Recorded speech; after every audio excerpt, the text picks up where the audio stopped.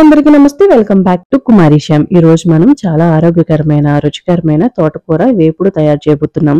తోటకూరలనంటే iron, calcium మరియు విటమిన్లు చాలా ఎక్కువగా ఉండడంతో స్త్రీల ఆరోగ్యానికి, ముఖ్యంగా రక్తహీనత తగ్గించేందుకు చాలా ఉపయోగకరంగా ఉంటుందంటండి. అలాగే ఇది చిన్నపిల్లలకు బలమైన ఎముకలు మరియు మెదడు అభివృద్ధికి ఇది చాలా మంచిదండి. ఈ వేపుడు రైస్తో, రోటీతో అయితే చాలా అంటే చాలా బాగుంటుందండి. ఎంతో తేలిగ్గా తక్కువ సమయంలో తయారు చేసుకోవచ్చు. మరి చివరి వరకు చూడండి. వీడియో నచ్చితే లైక్, షేర్, కామెంట్ చేయండి. ఇంకా ఇలాంటి ఆరోగ్యకరమైన రెసిపీల కోసం మన ఛానల్ అయితే సబ్స్క్రైబ్ చేసుకోండి. ఇప్పుడు దీన్ని ఎలా తయారు చేయాలనేది స్టెప్ బై స్టెప్ చూసేద్దాం, వచ్చేయండి. ఇక్కడ ఒక పెద్ద తోటకూర కట్టనైతే తీసుకోండి. ఇప్పుడు దీన్ని వేర్లు అయితే కట్ చేసేసుకుని వీడియోలో చూపించిన విధంగా చిన్న చిన్న ముక్కల కింద మొత్తం తోటకూరనంతా కట్ చేసి ఒక బౌల్ అయితే వేసుకుని రెడీగా అయితే ఉంచుకోండి. తోటకూరను అయితే బాగా అయితే వాష్ చేసుకోండి. ఒక 3 times. కొంచెం ఇసుక అనేది ఉంటుంది కదండి. ఇప్పుడు దీన్ని ఒక పక్కనైతే పెట్టేసుకోవాలండి. ఇప్పుడు స్టవ్ మీద ఒక దలసరపట్టి కడాయి పెట్టుకుని అందులోని ఒక 3 tablespoon ఆయిల్ అయితే వేసుకోవాలి.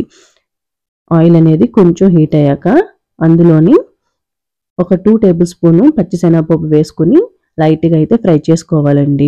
శనగపప్పు కలర్ అనేది కొంచెం లైట్గా చేంజ్ అయ్యేంత వరకు ఫ్రై చేసుకోవాలి. తర్వాత 1/2 tablespoon ఆవాలు కూడా వేసుకుని మరొకసారి లైట్గా ఆవాలు అనేవి కొంచెం వేగేంత వరకు ఫ్రై చేసుకోవాలి. ఇందులో మీడియం సైజు వెల్లుల్లిపాయని కొంచెం నెమ్మలు తీసి వేసుకున్నానండి. అలాగే 1/2 tablespoon జీలకర్రను కూడా వేసుకుని ఒక 5 ఎండుమిర్చిని కూడా వేసుకుని బాగా అయితే ఫ్రై చేసుకోండి. ఎండుమిర్చి కలర్ అనేది కొంచెం చేంజ్ అయ్యేంత వరకు.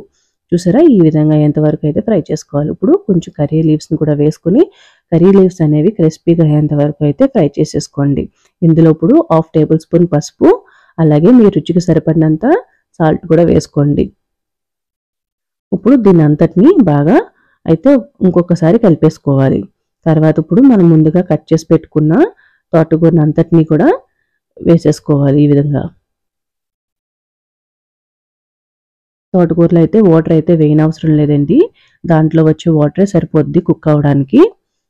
వేసేసుకున్నాక బాగా అయితే కలిసేలాగా మొత్తం అంతా అయితే కలిపేసుకోవాలండి.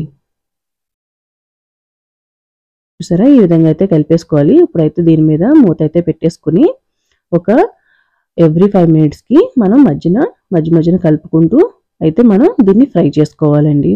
చూసారండి, నేను చెప్పాను కదా తోటకూరలు అనేది వాటర్ అనేది వస్తుందని. చూసారా, వాటర్ అయితే సరిపోతుందండి కుక్ అవ్వడానికి. మరి ఇంకొకసారి అయితే మూత అయితే పెట్టేసి మొత్తం వాటర్ అనేది లేకుండా అయితే మనం ఫ్రై చేసుకుంటే తోటకూర అనేది మనకి బాగా కుక్ అయిపోతుంది.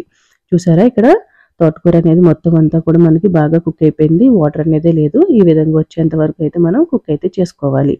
అంతేనండి, ఎంతో టేస్టీగా, ఎంతో రుచిగా ఉండే, ఎంతో ఆరోగ్యకరమైన మన తోటకూర ఎప్పుడైతే రెడీ అయిపోయింది. మరి మీకు ఎలా అనిపించింది అనేది నా కామెంట్ సెక్షన్లో అయితే కామెంట్ చేయండి. అలాగే ఇది మీకు నచ్చితే కనుక లైక్ చేయండి, షేర్ చేయండి. మరిన్ని రెసిపీస్ కోసం అయితే మన ఛానల్ని మర్చిపోకుండా సబ్స్క్రైబ్ చేసుకోండి. Thank you for watching this video అండి.